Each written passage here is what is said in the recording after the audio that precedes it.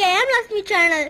இனிய வீடியோ என்ன பார்க்க போறோம்னா, வீடே கமக்கும் ஒரிஜினல் செட்டிநாடு ரசம் தான் எப்படி செய்யணும் பார்க்க போறோம். வாங்க பார்க்கலாம்.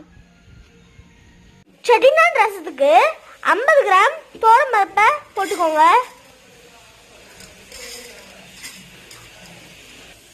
இதை வாஷ் பண்ணி தேவையான அளவு தண்ணி ஊற்றிக்கோங்க. அதில் கொஞ்சம் மஞ்சள் போட்டு வேக வச்சு எடுத்து வச்சுக்கோங்க.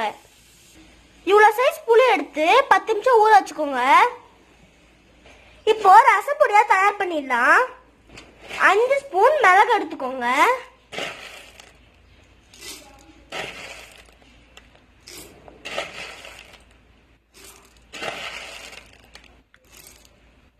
இதில் 2 ஸ்பூன் ஜீரகம் ஆட் பண்ணிக்கோங்க. இதில் 3 வரமிளகா ஆட் பண்ணிக்கோங்க.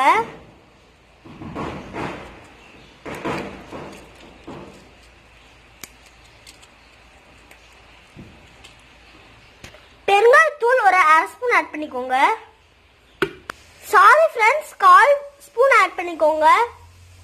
மஞ்சத்தூள் 1/4 ஸ்பூன் ஆட் பண்ணிக்கோங்க. இந்த மாதிரி சின்ன சைஸ் பூண்டு 2 ஆட் பண்ணிக்கோங்க.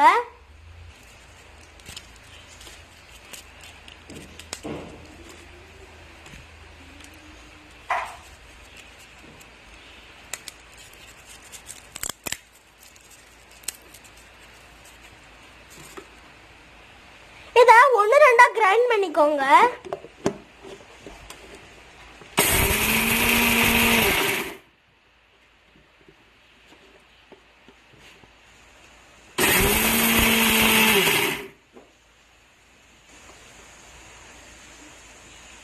இதை நைஸா அரைச்சிக்காதீங்க, குறை அரைச்சிக்கோங்க. ஒரு கடாயில ஆயில் ஊத்திக்கோங்க. கடுகு உளுந்து ஆட் பண்ணிக்கோங்க. 6 வரமிளகாய் போட்டுக்கோங்க.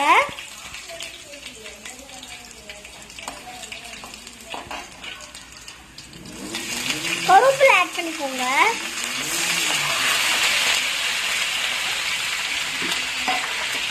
நம்ம அரைச்சி வச்ச பொடியையும் ஆட் பண்ணி மீடியம் ஃப்ளேம்ல வச்சு வறுத்துக்கோங்க.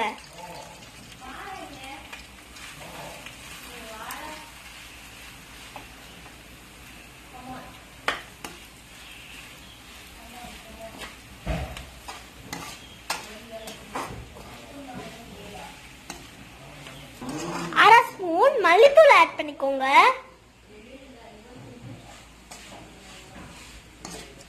தக்காளி ஆட் பண்ணிக்கோங்க.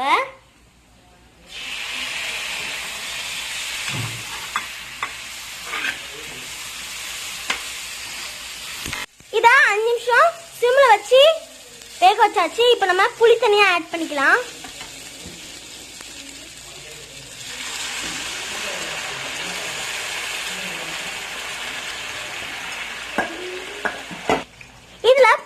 ஆட் பண்ணியாச்சு. இப்போ ரசத்துக்கு தேவையான அளவுக்கு எக்ஸ்ட்ரா வாட்டர் ஆட் பண்ணிக்கலாம். நம்ம வேக வச்ச பருப்பு தண்ணி இப்போ ஆட் பண்ணிக்கலாம். தேவையான அளவு உப்பு ஆட் பண்ணிக்கோங்க. இதுல கொத்தமல்லி கொஞ்சம் ஆட் பண்ணிக்கோங்க.